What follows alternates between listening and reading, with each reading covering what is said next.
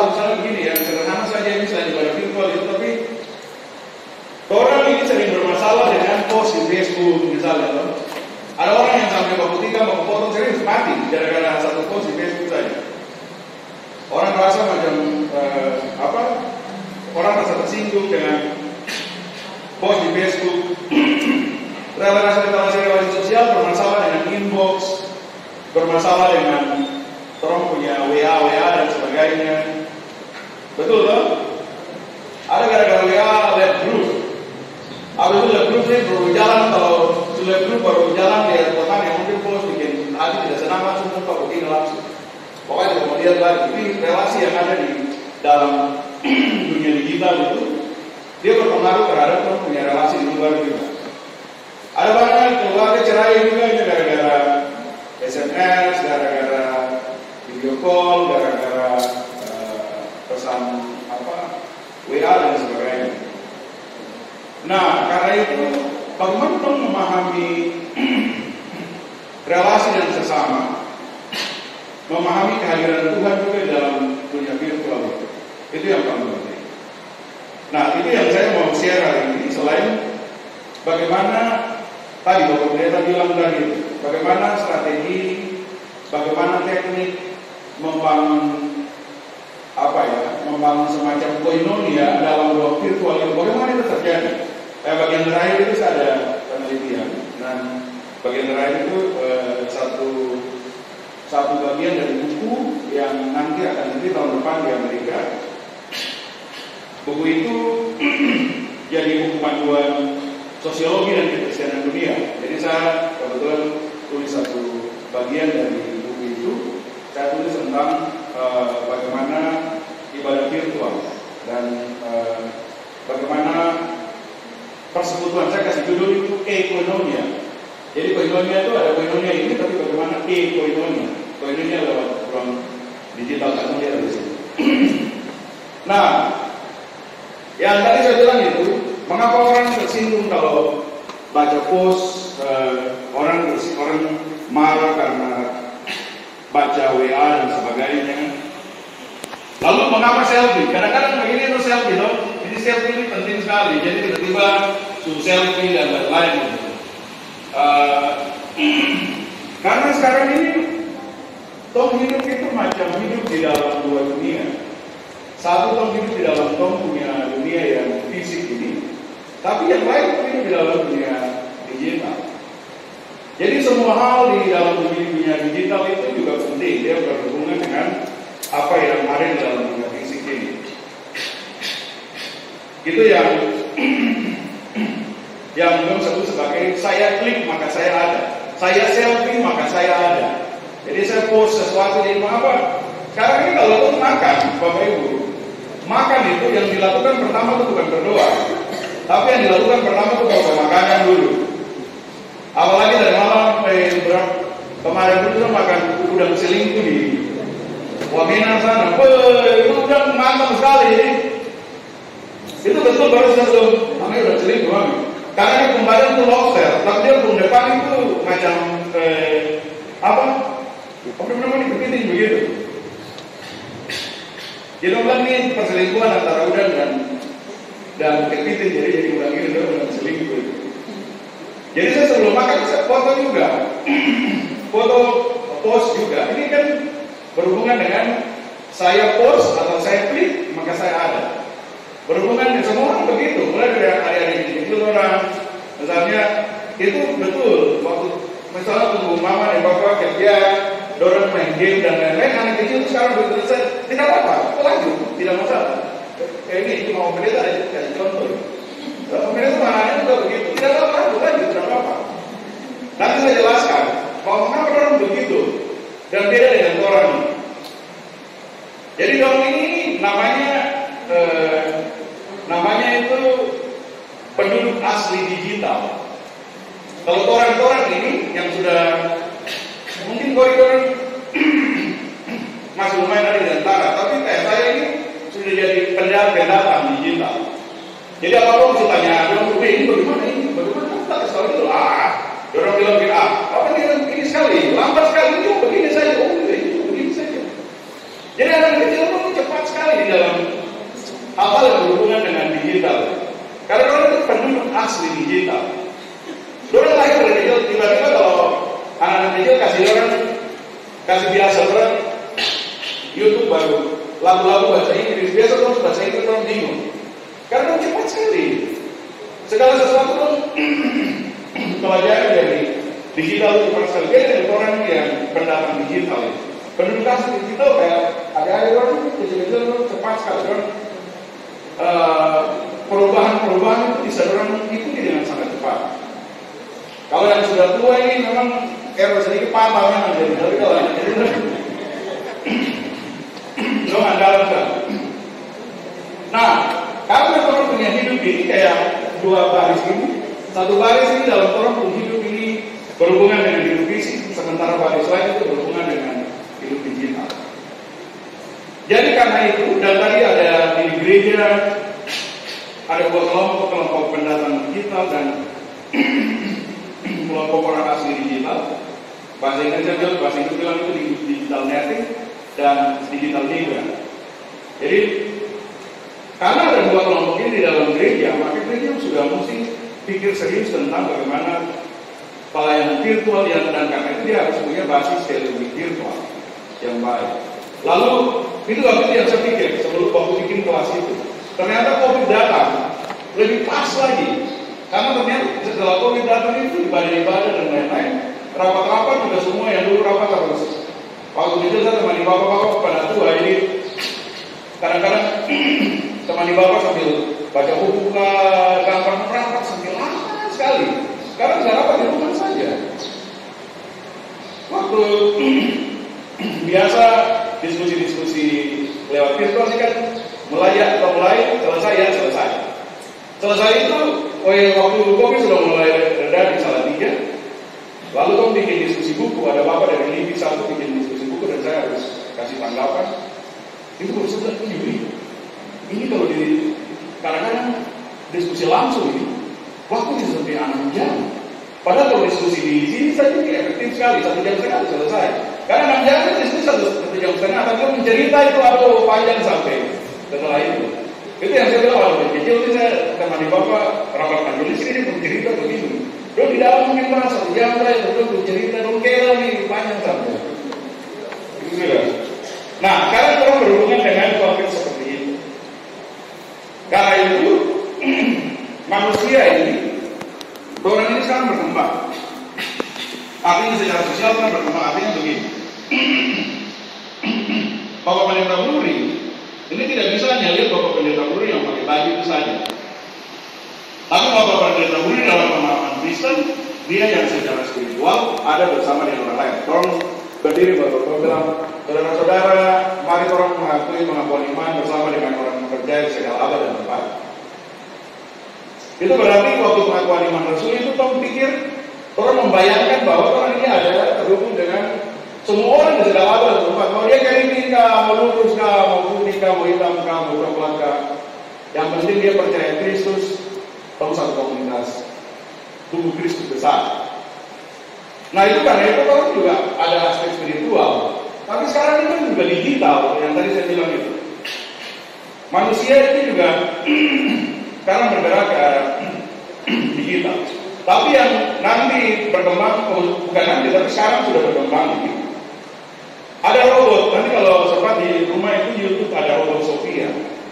Robot Sophia itu robot yang kalau diskusi, tanya biasa begini, nanti dia bilang, Sophia apa kabar? Tahu saya baik-baik saja. Kapan kau dari Amerika? Saya baru datang minggu lalu. Kok bagaimana perasaan ketemu saya? Saya senang ketemu kau. Jadi dia akan jawab seperti manusia biasa. Di Cina dan di beberapa tempat sudah mulai ada resepsionis yang robot. Pembaca berita robot. Jadi berkembang dengan sangat luar biasa. Nah, ke depan itu di beberapa tempat di beberapa negara terus kembangkan yang semacam ulama atau dia pakai istilah monk, itu orang Buddha itu dia mau pemimpin ibadah itu dalam bahasa Inggris disebut sebagai monk. Dia bikin robot monk. Jadi pas masuk ayat Iya, Buddha saja itu dengan topik baru monk itu dia khotbah di depan. Mungkin dengan dalam 50 tahun ke depan ini Bapak Ibu, nanti ada robot yang tiba-tiba berdiri di sini baru dia khotbah di sana. Kasih masuk ayat Alkitab saja baru dia khotbah. Itu sangat mungkin terjadi karena sekarang ini sudah ada robot rupiah, sudah ada robot monk gitu. Lalu yang perkembangan lain sekarang, pengguna Facebook ini, dia kenapa sebenarnya ganti jadi metaverse? Ini yang kemudian akan berkembang mungkin 5 tahun ke depan itu mulai ada teknologi metaverse mungkin sudah mulai akan digunakan secara lebih luas. Jadi metaverse itu kan macam cuma pakai alat tutup di mata begini. Lalu kemudian di setting, terus saya bilang, oh saya mau ada di biak. Nanti jam 12 saya mau di biak. Nanti kalau kamu janjian sama-sama kayak macam YouTube begitu, macam Zoom begitu. Tapi Zoom itu kan cuma kelihatan muka-muka begitu saja. Tapi metaverse ini kan betul-betul ada di dalam ruangan ini sama-sama. Jadi tinggal tutup mata begini saja, pakai alat itu tinggal lihat saja. Kamu hidup sama-sama semua. Jadi macam real begitu ada sama-sama. Itu kalau Bapak Ibu lihat pernah punya anak yang main Roblox kan? Ada kok pernah main Roblox? Iya loh. Nah, kamu mungkin dia itu tahu Roblox. Jadi Roblox itu nanti dia kok kenapa sama dia? Ya? Esi? Wow. Oh, Grace. Ya, mantap. Nama bagus. Jadi nanti dia kasih nama Grace. Nanti dia main di salah satu, ada di salah tiga main sama-sama dengan Grace untuk janji. Nanti ada Jessie, nanti ada Jenny. Baru dong macam main di satu tempat begitu besar. Tapi kan ada nama-nama di situ. Dia nama-nama ada di situ. Jadi Jessie di salah tiga, Grace di sini, Jenny di Solo, di tempat dia pun. Jadi ini ke rumah. Tapi nanti dia sama-sama dalam satu ruangan ini. Nah kalau sekarang ini dia nama Roblox, tapi metaverse itu akan nanti lebih real lagi. Jadi akhirnya nanti 50 tahun ke depan orang akan tanya untuk apa ada rumah-rumah ibadah. Karena ibadah bisa dilakukan lewat metaverse. Mungkin sekitar 250-500 tahun ke depan manusia akan punya kepala yang sangat besar, tapi dia punya kaki dan tangan yang kecil. Karena semua bisa dilakukan di tempat duduk, tempat tidur saja. Tidak usah kemana-mana lagi. Dia mau kerja, tinggal tutup mata begini, setting dia mau ada di mana, mau kerja apa. Kan dia punya pikiran yang tinggi kerja. Dia kembali ada di situ. Nanti datang, tetap pun nggak masuk begitu. Nah ini yang teknologi metaverse yang sedang muncul. Nah membayangkan sampai di sana itu perlu tong siapkan pendasaran yang baik. Minimal yang harus tong siapkan itu bagaimana memahami kehadiran Tuhan di dalam dunia digital. Memahami bahwa di tong HP ini, di tong YouTube itu, di tong punya Facebook itu, di WA itu, Tuhan hadir di situ dan orang harus menunjukkan wajah Tuhan ke orang lain, menunjukkan imago Dei untuk orang lain. Nanti orang bicara juga. Tapi kalau di virtual itu sederhana begini. Dia itu ada refleksi sistematis tentang dampak transformasi digital, gitu ya, pada berbagai dimensi kehidupan iman seseorang dan responsnya terhadap lingkungan yang terus berubah.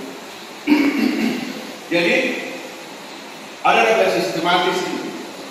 Kalau Thomas Aquinas bilang teologi itu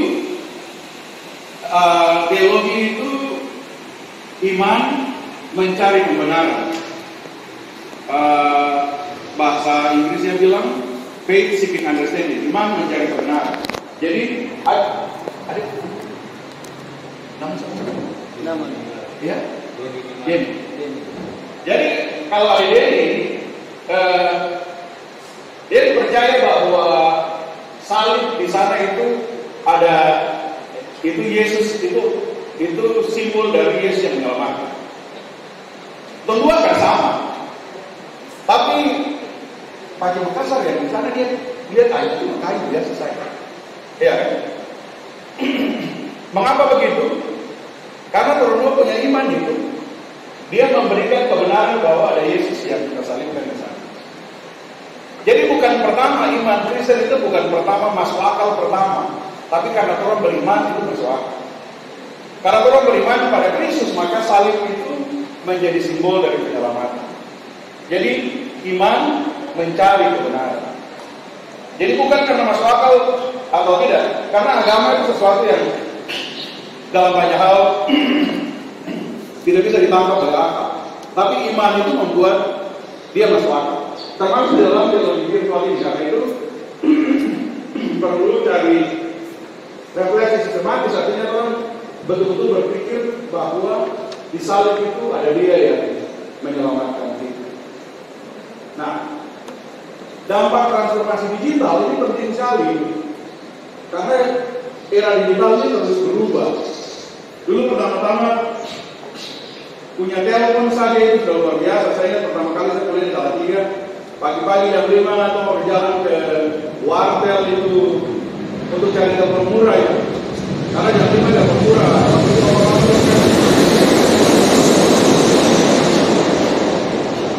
Bapak mama dengar jam 7, jadi pagi-pagi itu biasa saya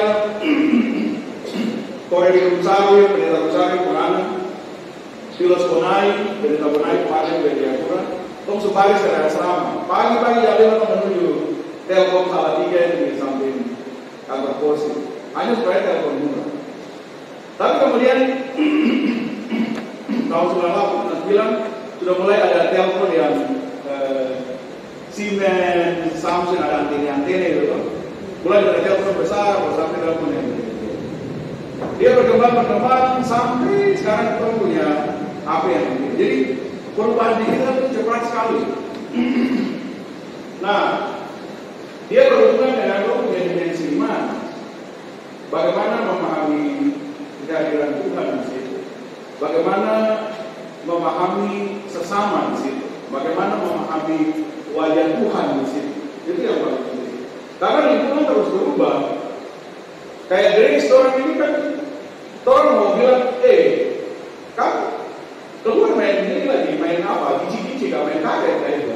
Jangan tahu, kau main bola, lu bagus main bola lewat game. Jadi kalau dulu kau main bola sampai kaki, masalah-masalah itu sekarang punya jari saja, masalah mungkin.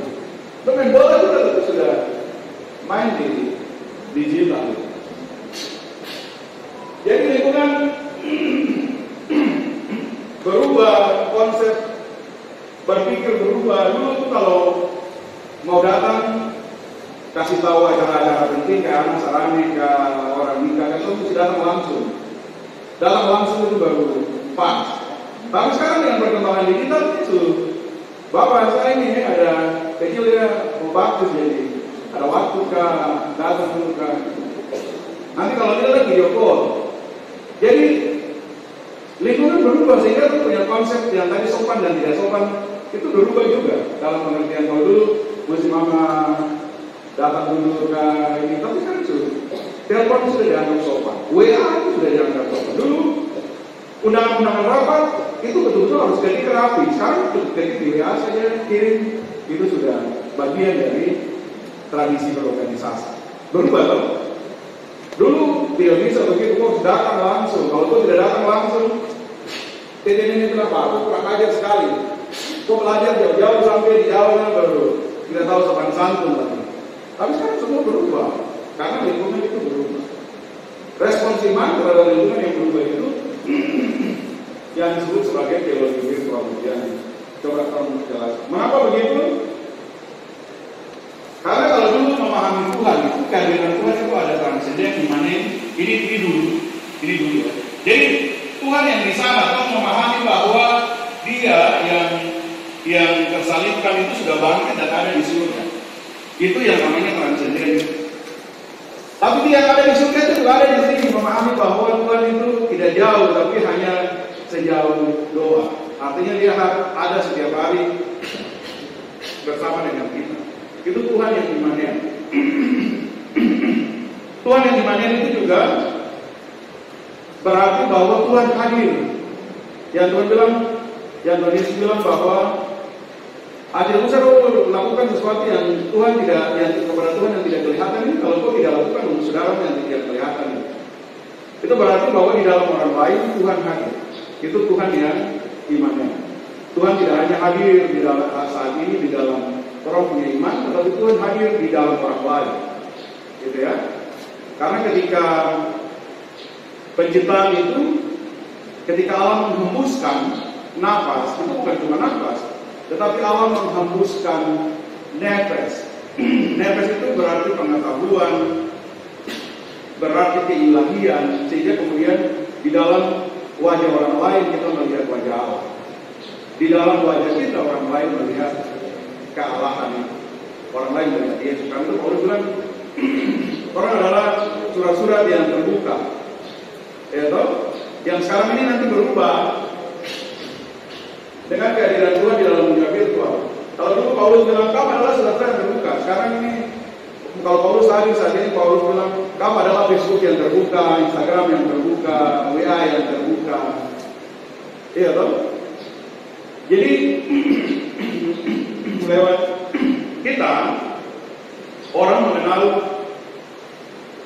Tuhan. Dan itu kehadiran Tuhan tidak hanya di surga, tidak hanya ada saat ini dalam manusia lain secara fisik, tetapi juga Tuhan hadir di dalam ruang-ruang digital ini. Mengapa begitu? Karena ini sejak Agustinus sudah dikembangkan di tahun 400-an, ketika iman Kristen mulai dirumuskan lebih sistematis, itu sudah mulai ada istilah omnipoten. Omnipoten itu artinya Tuhan yang maha kuasa. Kemahakuasaan Tuhan itu melampaui apa yang orang pikirkan. Dia maha kuasa, karena itu Allah itu menjadi misteri tersendiri. Karena ketika kalau orang sudah memahami Allah secara keseluruhan, Allah tidak lagi menjadi Allah karena orang sudah paham dia secara penuh. Justru karena orang tidak paham tentang Allah itu, orang bergantung pada Allah dan orang menempatkan diri sebagai cuma titik kecil dalam kehidupan ini saja. Jadi orang tidak pernah menjadi Allah secara lain juga karena itu. Karena Allah lebih besar. Jadi Allah yang omnipoten ini itu juga Allah yang omnipresent, artinya dia hadir di mana-mana. Kehadiran Tuhan itu tidak bisa dibatasi. Tuhan tidak bilang, oh Tuhan itu hanya hadir di gereja ini. Di gereja ini iya, karena kau menetapkan dia sebagai rumah Tuhan, Allah hadir di sini. Tapi tidak hanya di sini, Allah hadir di dalam ruang keluarga, Allah hadir di dalam ruang punya relasi dengan orang lain, dan Allah hadir juga di dalam ruang punya ruang digital ini. Karena Allah itu maha hadir. Kehadiran Allah itu tidak bisa turun batasi tadi saya. Dia maha hadir, dia hadir di mana-mana. Mengapa Allah itu maha hadir? Karena Allah itu omniscience, artinya Allah itu mengetahui segala hal. Termasuk mengetahui semua bahasa. Peristiwa Pentakosta adalah peristiwa di mana secara teologis atau secara iman Kristen, orang memahami bahwa Allah menyatakan dirinya dalam berbagai cara dan Allah memahami berbagai bahasa. Ya, pertanyaannya adalah, kalau begitu Allah paham bahasa data atau tidak? Bahasa digital. Kalau peristiwa Pentakosta itu Allah menunjukkan bahwa kemahakuasaannya membuat Allah memahami semua bahasa, maka Allah memahami bahasa data juga. Waktu saya bicara tentang materi ini di Virginia itu dekat dengan Washington DC. 2020, lalu saya pulang dengan COVID, nanti saya cerita sendiri lagi. Jadi 2020 itu orang di Amerika juga belum terlalu paham tentang bagaimana memahami kehadiran Tuhan di dalam hidup. Lalu baca cerita dibilang Bapak Pendeta, cerita Bapak Pendeta tentang Tuhan yang maha hadir, Tuhan yang maha kuasa, dan Tuhan yang maha mengetahui. Itu saya alami betul. Jadi dia bilang begini, saya itu beberapa tahun yang lalu dokter bilang saya kena diabetes. Dan bagi orang Indonesia di Amerika, dia bilang kena diabetes itu persoalan besar. Mengapa begitu? Di Amerika itu hitungannya waktu adalah uang. Segala sesuatu pekerjaan dihitung dengan jam. 1 jam dapat berapa dolar, 1 jam dapat berapa dolar. Jadi kalau saya tidak kerja karena sakit ini saya tidak dapat apa-apa. Saya mau kasih duit untuk istri dan anak-anak bagaimana? Dia bilang saya hampir bunuh diri Pak Pendeta. Lalu waktu itu saya post di Facebook, saya bilang Tuhan tolong dan kuatkan saya. Lalu banyak orang yang balas di Facebook itu, yang kuat, kita mendoakan, kita bersamamu. Ada yang kirim dia inbox, ada yang telepon dan lain-lain. Dulu dia bilang, saya setelah post itu dan banyak dukungan begitu, saya sangat yakin bahwa Tuhan mengirim begini banyak orang untuk menolong saya. Tuhan dengan saya berdoa untuk kirim banyak orang bersama dengan saya dalam pergumulan ini. Tuhan memahami bahasa. Ya tadi saya bilang, saya pulang dari Amerika itu, dalam perjalanan dari New York lewat Abu Dhabi ke Indonesia, saya kena COVID di 2020 Maret. Itu dokter-dokter masih bingung cara menghadapi COVID itu seperti apa. Perjalanan jauh dari Amerika ini, naik pesawat puluhan jam, capek sekali. Dan kemudian saya kena COVID sampai di Salatiga saya masih aman, masih mengajar online di KSW dan di UGM. Tapi kemudian mulai rasa panas, rasa batuk. Saya itu dan anak di Solo waktu itu karena saya bilang jangan ketemu dulu sekolah dari luar negeri. Itu orang di Solo. Lalu Metro bilang, bagaimana kok keadaan? Nah ini kayak panas, batuk. Tapi saya bilang, tapi sebenarnya sakit tenggorokan juga. Wah dia sudah mulai khawatir, tapi dia tidak bilang ke saya sangat tenang sekali. Cuma itu sangat tenang sekali. Jadi dia dokter, jadi dia berusaha untuk tenang. Jadi dia bilang tidak apa-apa. Kok biasa pulang dari Amerika juga. Kalau pulang dari Amerika juga kan kok biasa flu gitu loh, sekali capek. Tapi itu makin luar biasa. Satu malam saya rasa macam kalau saya tidur ini, saya bablas, saya lewat sudah ini. Jadi saya tidak tidur satu malam, tidur. Saya telepon mama, bilang, Ma, ini bagaimana ini? Kondisi parah sekali ini. Mama bilang, sudah keluar dari sini. Jadi mama juga tidur sampai pagi. Lalu saya post di Facebook, saya bilang, aduh Tuhan tolong saya sambil saya suka post lagu, mampirlah dengan doaku. Kan dong, mampirlah dengan doa. Itu kalau dia baik-baik dalam pergumulan, mama. Itu rasa macam Tuhan yang hadir di samping. Lalu begitu banyak orang juga dukung, bagaimana kabar, bagaimana ini. Tidak lama saya masuk rumah sakit, lalu pakai ventilator pakai 2 minggu. 2 minggu tidak sadar. Dan kemarin saya cerita tuh kakak pendeta dan juga Pak Bendahara. Saya pakai ventilator itu di Semarang. 100 orang masuk, kurang lebih 100 orang masuk dengan saya. Pengusaha kaya-kaya di Semarang. Itu Maret 2020 sampai April 2020. Di ruang ICU yang pakai ventilator di waktu itu hanya saya yang selamat. Yang lain tidak ada yang selamat sama sekali. Nah ini kan pergumulan besar. Dokter bilang bos beruntung sekali itu begitu karena peluang selamat itu hanya 17%. Jadi waktu mau pakai ventilator itu, dokter tanya itu lalu kemudian terus diskusi lewat telepon. Dia bilang, saya mau pakai ventilator ini. Dia bilang, iya sudah tidak apa-apa. Ventilator itu cara membuat sembuh. Jadi tidak apa-apa kan? Dia bilang tidak apa-apa. Saya bilang dia sudah berdoa. Kalau Tuhan mengizinkan Tuhan masuk dalam situasi ini, Tuhan pasti bawa keluar dari sini. Tuhan berdoa. Tuhan berdoa terus bilang begini. Nanti kalau saya tidak ada, aku cari kubur yang di samping baru nanti kok di samping lagi ya. Jadi terserah aku mau kremasi kah, aku mau apa kan nanti kok di samping sama begitu. Karena saya terasa ini waktu itu kan yang meninggal 500, yang terinfeksi seluruh Indonesia itu 500 orang. Yang sembuh 400, yang meninggal itu yang sembuh 100, yang meninggal 400. Jadi lebih banyak yang meninggal. Jadi selesai tutup telepon, dia bilang ya sudah, tolong yakin bisa. Tutup telepon selesai, dia menangis di kamar itu macam anak kecil karena dia tahu ini susah sekali sembuhkan, ini peluang kecil 17%. Tidak 50-50 juga, ini 17% saja kemungkinan sembuh. Nah, pergumulan itu yang saya bilang bahwa Tuhan memahami bahasa data itu dia. Tuhan hadir di mana-mana, yang tadi saya bilang Tuhan itu juga hadir dalam dunia digital saya. Mengapa begitu? Karena ruang digital itu juga jadi tempat ibadah ini. Kalau dia tidak dihabiskan, ini cuma jadi kumpulan beton, besi, kayu, sen, dan lain-lain. Tapi karena Tuhan habiskan dia sebagai satu ruang ibadah, maka dia ada nilai sakramental ini, sakral. Sakral artinya di situ orang memahami bahwa Tuhan hadir dan dalam persekutuan dengan sesama, di mana 1-2 orang berkumpul, di mana 2 atau 3 orang berkumpul, di situ Tuhan hadir. Karena itu ada iman, ada nilai, ada norma yang disebut sebagai iman. Di sini juga, mengapa orang punya Facebook, mengapa orang punya Instagram, mengapa orang punya WA, itu orang bisa pahami sebagai ruang sakral karena Tuhan hadir di situ.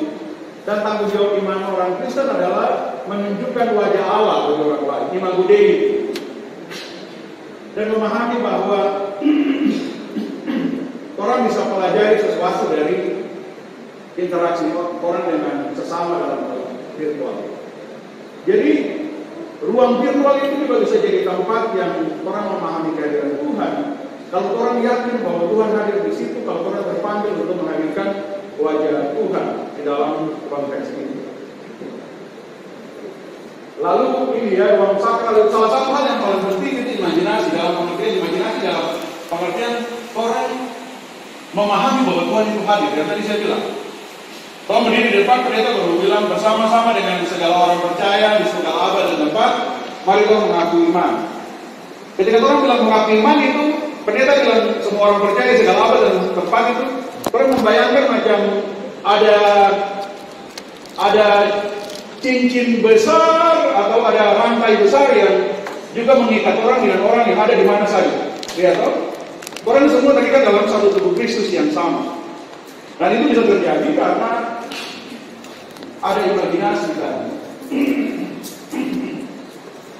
Ada imajinasi, ada kemampuan untuk membayangkan kehadiran orang lain. Jadi orang yang ada di mana saja, orang bayangkan tentang kehadirannya. Karena itu ada, ini ruang sakral di mana perjumpaan itu terjadi. Di situ orang pahami bahwa Tuhan itu ada, di situ orang pahami bahwa sesama itu ada. Untuk ini saja. Nah, ini ada istilah baru grace, tapi yang tambah cyber grace. Artinya di dalam dunia cyber itu ada anugerah, gitu ya. Di dalam dunia cyber itu juga ada anugerah. Menemukan anugerah pada layar itu. Jadi di layar-layar itu ada anugerah. Ketika orang nonton lagu Mampir Lagu Aku dalam kondisi seperti itu, saya merasa bahwa lewat cyber itu, lewat layar itu, saya dapat anugerah bahwa Tuhan mampir dan dengar doa. Ketika saya sakit itu banyak orang kirim doa. Orang berdoa dari mana saja, kirim ayat-ayat Alkitab, dan itu jadi anugerah. Saya sembuh, sudah lepas ventilator, pindah ke ruang sendiri, tapi masih pakai alat bantu nafas itu. Setiap pagi hari Minggu itu jam 7, saya sudah bangun, pagi-pagi sudah bangun karena perawat datang untuk bersihkan semua. Itu saat di kantor rasa tidak berguna apa-apa. Karena untuk jebok saya pun tidak bisa. Jadi orang harus jebok orang harus pegang segala macam. Aku satu bilang, minta maaf, kamu sudah harus jebok saya. Semua barang apa saja yang macam suka-suka semua tidak rasa tidak berguna, macam bayi kecil, bayi bokar begitu besar kan. Tapi pagi-pagi harus datang bikin bersih. Jadi jam 7 itu saya selalu untuk ibadah hari ini. Dan saya ikut ibadah itu ibadah GKI Tanah Papua. Jemaat Kalpari yang waktu itu pertama, mungkin salah satu dari yang pertama punya ibadah streaming di GKI Papua adalah GKI Kalpari di Jayapura, Jakarta.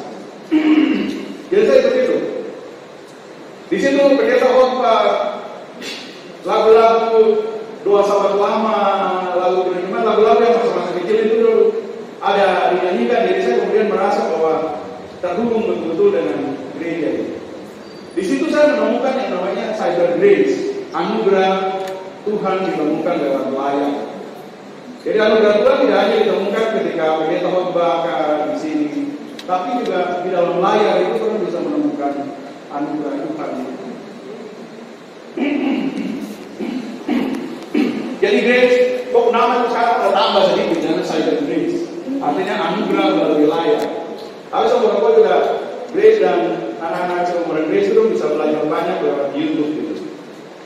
Ya tiba-tiba semua anak-anak kecil di rumah ini,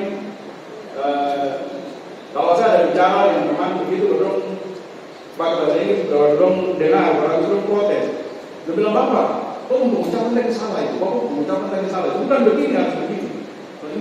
Anak-anak orang ini juga, dorong baik lalu sudah tahu dan itu orang. Karena YouTube itu. Nah, saya mau bagian terakhir itu mau lihat dua hal penting. Yang pertama itu netiquette. Netiquette itu bagaimana etika di dalam dunia virtual itu. Saya bilang citizen, etika citizen, netizen. Netizen itu artinya orang yang biasa pakai media sosial itu biasa disebut sebagai netizen. Lalu kemudian netiquette di belakang itu. Lalu ekonomi yang dibangun lewat virtual. Nanti kita mau bahas dua itu di belakang. Nah, netiquette itu sederhana saya bilang bagaimana menjaga rasa di layar. Artinya bagaimana apa yang kamu post itu kamu lihat baik-baik dulu supaya baru kamu post.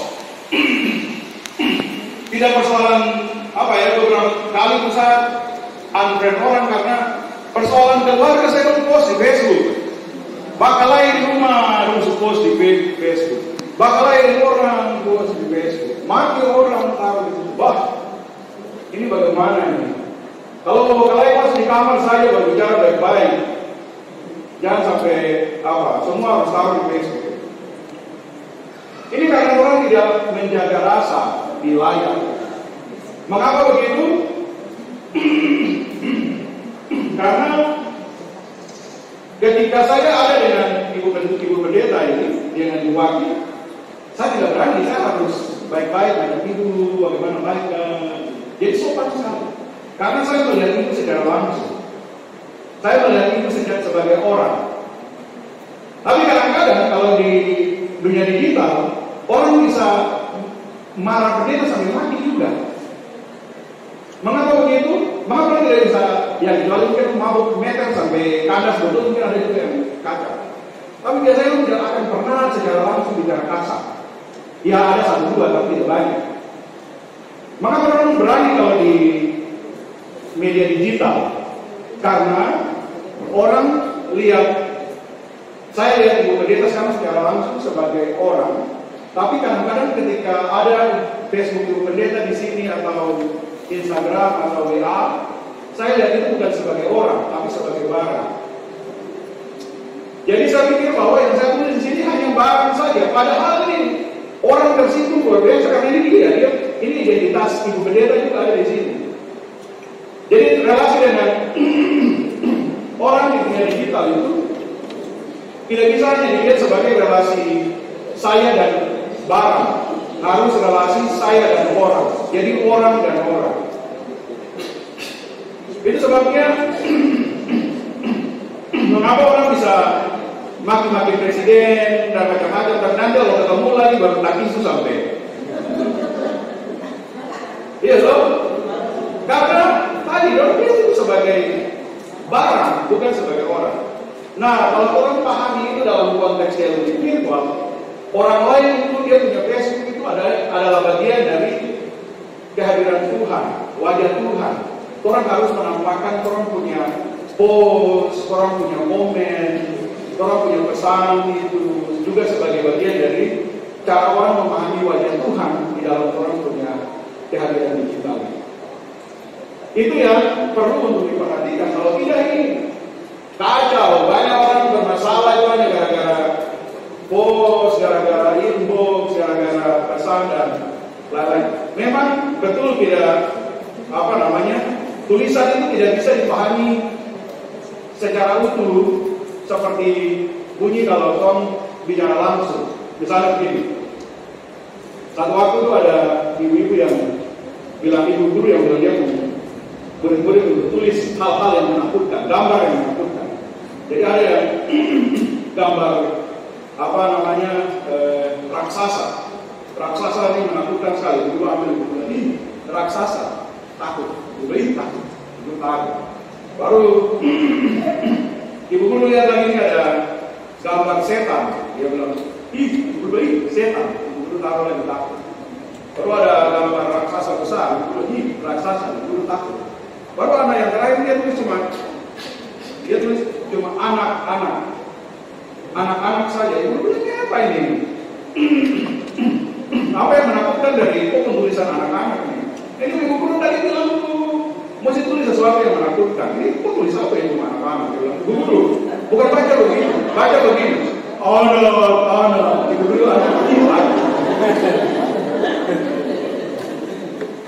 Nah, yang bagian terakhir kita bilang bahwa kadang-kadang kamu tersinggung karena kamu pikir orang bilang ini waktu menulis ternyata dia maksudnya begini. Karena kamu tidak paham bunyi dengan baik, kalau kadang-kadang permasalahan di situ. Jadi ini penting untuk betul-betul orang berusaha menjaga rasa di dalam. Nah, bagian kedua yang saya mau bilang ini, dari saya masuk penelitian yang ini inti dari tulisan yang tahun 2023 dan terbit di Amerika itu. Ini beberapa hal tentang bagaimana teknik tadi yang dilakukan di beberapa gereja untuk menciptakan ibadah dalam ruang virtual itu memahami kehadiran Tuhan. Ada yang orang bilang, lalu saya rumuskan seperti kebiasaan dan ini kebiasaan artinya mestinya sesuatu yang membantu orang untuk merasa kudus. Misalnya di beberapa orang ini kan antara bagi gereja dan bagi yang di jalan-jalan itu beda loh. Kau tidak pakai bagi gereja sembarang, ada bagi gereja sendiri, ada yang begitu. Lalu kemudian bagaimana layar itu dipahami sebagai altar gereja. Lalu klik ini orang punya apa? Oh, semua ini kan harus mulai dengan klik dulu toh. Semua ini harus klik dulu. Mau buka ini klik, mau segala macam itu satu klik. Jadi sentuhan-sentuhan di sini namanya klik. Lalu kemudian imajinasi dan ke satu suara, tapi itu bahasa. Nah ini habitus artinya kebiasaan tadi. Habitus dan kebiasaan pada keluarga Kristen untuk memaknai ibadah, kami ada komen di sini, baik pada masa pra-pandemi dan pandemi. Kebiasaan itu membantu pemahaman tentang kehadiran Tuhan di dalam ibadah virtual. Lalu berbilang begini, kami pakai baju gereja dalam ibadah virtual karena keyakinan bahwa Tuhan itu mahal. Jadi waktu ibadah di rumah, lo tidak pakai baju tidur, tidak pakai celana pendek, tapi betul-betul seperti mau pergi gereja. Baju gereja yang lo pakai. Jadi kemudian itu membantu orang untuk memahami kehadiran Tuhan. Di beberapa gereja itu ada trinasa itu. Di sini di Papua itu ada trinasa atau tidak? Jadi ya ada. Jadi ada trinasa yang dong taruh nasa yang nanti kalau ibadah virtual pun dong taruh trinasa itu di tempat ibadah di luar itu nanti nonton ibadah live streaming. Tapi di sini ada trinasa. Nah, di beberapa masyarakat trinasa itu berarti memahami bahwa kehadiran Tuhan di situ. Di trinasa ini orang mau berdoa itu ada tempat banyak di rumah, tapi orang akan cari tempat di mana trinasa itu ada. Atau ada meja tertentu di keluarga yang bapak mama biasa duduk berdoa di situ, yang kamu juga nanti mau ke mana-mana pun datang berdoa di situ. Nah, ini membantu orang baik pakaian tadi maupun kayak trinasa itu, bantu orang untuk memahami bahwa meskipun orang ibadah online, tapi Tuhan ada di situ. Ibadah online terutama dalam kondisi emergensi ya, kondisi darurat kayak kemarin COVID itu, orang tidak bisa ke gereja, jadi terpaksa harus beribadah lewat live streaming. Yang kedua, itu layar sebagai altar gereja. Layar laptop, TV, HP dipahami sebagai altar suci dalam ibadah virtual di rumah.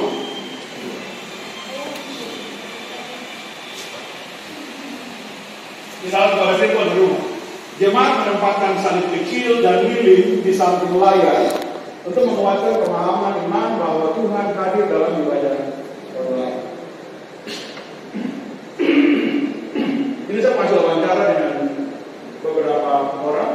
Orang bilang, sebelum memulai ibadah, kami sekeluarga menyiapkan ruang ibadah keluarga ketika tersambung dengan ibadah virtual. Jadi, dorang taruh lilin, dorang taruh salib kecil, supaya jadi kalau ini dok laptop, semua keluarga duduk begini, lalu kemudian ada salib tentara di sini, ada lilin tentara di sini. Itu untuk membangun pemahaman bahwa orang sedang beribadah dan altar gereja ini itu ada di sini, Jadi orang bilang seperti itu. Jadi memahami keadaan Tuhan secara online itu dengan alat dengan pemahaman seperti tadi. Jadi ada tadi saya bilang salib itu adalah simbol dari keselamatan dalam kekristenan. Lilin itu panggilan kekristenan untuk jadi lilin negara, kan? Jadi dua simbol itu sudah sangat menguatkan bahwa orang sedang ada dalam suasana ibadah. Selain tadi pakaian dan hal-hal yang beriman saja. Lalu yang ketiga itu klik dan persekutuan digital. Sapaan dalam komentar live streaming ibadah virtual itu menghubungkan orang Kristen di rumah atau di tempat lain dengan persekutuan koinonia yang terpisah secara fisik. Perasaan hadir dalam persekutuan terbantu dengan komentar online ini. Jadi meskipun terpisah, kami terhubung di gereja melalui komentar. Jadi ada ibadah live streaming itu, nanti orang komentar, selamat hari Minggu, Bapak Ibu. Lalu orang bilang, kakak, apa kabar baik kan? Nanti ada yang balas baik. Iya, terima kasih Ibu, selamat hari Minggu. Nanti kalau kondisi memungkinkan ketemu lagi. Ini macam sapaan secara langsung. Jadi beberapa orang meskipun ibadah virtual dari rumah, orang pakai komentar di YouTube itu untuk terhubung dengan jemaat. Jadi ini meskipun terpisah, tapi komentar-komentar itu membuat orang terhubung. Lalu ada yang majelis bilang, Bapak Ibu di mana saja, selamat beribadah, nanti ada komentar di bawah. Kalau pandemi sudah lewat, orang ketemu lagi di tempat ibadah itu. Kemudian membuat orang merasa menyatu. Jadi itu macam tuh ketemu di gereja ini baru cerita-cerita lagi kan. Nah itu dilakukan lewat komentar. Jadi kalau tadi teknik itu teknik ketiga. Lalu yang terakhir itu imajinasi mononia. Ini yang film jemaat tapi juga pengakuan iman yang terbiasa dinyanyikan dan disuarakan ulang melalui ibadah online, mengikat jemaat di mana saja dan bisa tempat fisik dalam sebuah persekutuan. Nyanyian melahirkan kesadaran ibadah dan persekutuan di dalam ruang virtual. Lalu komentar dari yang saya dengar dari hasil wawancara itu, kami membayangkan satu tubuh Kristus melalui nyanyian bersama dalam ruang virtual. Itu yang saya bilang, mengapa di waktu saya di rumah sakit itu mengapa GKI Kalpari yang saya pilih? Karena GKI Kalpari itu punya lagu-lagu buat sahabat lama, hidup jemaat, lagu-lagu yang saya dengar dari masa kecil dan itu sangat berpengaruh terhadap saya. Ketika saya dengar lagu itu, saya merasa sedang berada di GKI Kalpari. Itu dalam kesatu suaraan. Bahasa Inggrisnya bilang unisonan, artinya kesatu suaraan. Jadi kalau menyanyi di sini, orang penyanyi di sana ada lagu, kalau dong berangkat jam sembahyang yang dulu, orang itu juga jam sembahyang dulu di sini. Nyanyian itu membuat orang menjadi satu, terikat sebagai satu komunitas. Hasil wawancara saya itu bilang begini, jadi banyak orang yang ikut ibadah virtual itu orang suka ikut di gereja yang orang tahu bahwa gereja itu punya lagu-lagu yang sama dengan orang, jadi orang bisa ikut menyanyi.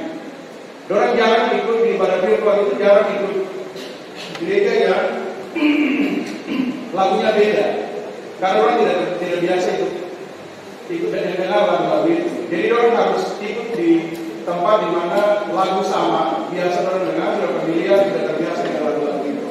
Karena ketika menyanyi itu ada perasaan kenyang dengan orang lain. Jadi itu 4 teknik tadi, kalau bilang 4 strategi teknik dalam ibadah virtual, sehingga kemudian bagaimana membuat ibadah itu bisa terjadi, kehadiran Tuhan, persekutuan dengan sesama itu tetap bisa terjadi. Setidaknya dalam saya punya hasil penelitian itu ada 4 bagian itu. Ini sudah cukup lama, ini sudah terakhir, oke? Ini saya terakhir. Jadi karena itu relasi dengan Tuhan dan sesama itu dalam spiritualitas di dunia daring itu ditentukan oleh klik tadi. Jadi klik itu penting sekali. Klik sangat menentukan apakah orang menghadirkan wajah Allah atau sebaliknya. Sangat menentukan apakah orang bisa membangun persekutuan dengan orang lain, memahami kehadiran Tuhan, memahami wajah Tuhan, memahami suara Tuhan, memahami anugerah lewat layar itu, cyber grace itu, atau tidak. Karena ini eksistensi kita secara fisik ini dan digital itu sangat menentukan kehidupan bergereja dan berteologi. Orang memasuki pelayanan virtual, tapi orang belum cukup punya teologi virtual yang baik. Dan karena itu kehadiran orang selalu sebagai orang Kristen di mana saja adalah panggilan untuk menghadirkan wajah Tuhan, termasuk lewat dunia virtual. Dalam situasi emergensi, orang tetap ibadah meskipun lewat ibadah live streaming. Yang paling penting adalah hati, kehadiran hati. Karena kadang-kadang orang hadir di gereja seperti begini pun belum tentu dia meskipun dia hadir secara fisik belum tentu dia ada di situ. Pendeta khotbah di depan, main Facebook di belakang, main WA di belakang, banyak sekali. Jadi sebenarnya bukan persoalan tempatnya, tapi persoalan hati kita. Apakah hati kita terikat pada Tuhan dan firman-Nya, terikat pada persekutuan itu secara utuh atau tidak. Yang kedua, yang paling penting dan ini yang terakhir, gereja harus mulai berpikir pelayanan virtual karena penduduk-penduduk asli digital orang. Anak-anak kecil bagaimana sejak sekolah minggu orang harus berpikir mengajarkan orang tentang bagaimana menggunakan media sosial secara baik. Bagaimana orang mengajarkan orang untuk menemukan Tuhan di dalam ruang-ruang digital itu. Kategorisasi perlu diajarkan bagaimana berrelasi dengan baik. Konseling pernikahan pun perlu diajarkan untuk kalau tidak keluarga Kristen tidak perlu pakai paspor itu antara istri atau suami. Kalau pakai paspor istri harus tahu. Kalau tidak relasi di luar dunia virtual ini hancur. Jadi kategorisasi pernikahan itu perlu. Ada satu senior, salah satu senior dia bilang begini. Saya waktu mau operasi jantung itu aja, tahu. Dokter suruh saya naik di atas. Dong semua saya di atas ruang operasi jantung. Dong mau ambil saya HP. Saya bilang tidak dokter, HP ini semua pekerjaan jadi dia harus dekat dengan saya. Tidak dapat bapak komunikasi ibu. Halo dokter. Halo dokter. Tapi bapak, kalau tidak ini bisa mati. Dia bilang saya mati di operasi hari ini tidak apa-apa. Bapak kasih HP untuk saya bayar dan saya mati. Jadi relasi-relasi di dunia virtual itu termasuk kita ada kisah pernikahan itu mungkin perlu juga. Itu panggilan orang karena orang punya eksistensi, punya kehidupan ini ada di dunia fisik tetapi juga ada di dunia virtual. Jadi Bapak Ibu Kusumasa Joshua. Iya, nanti kita kasih aku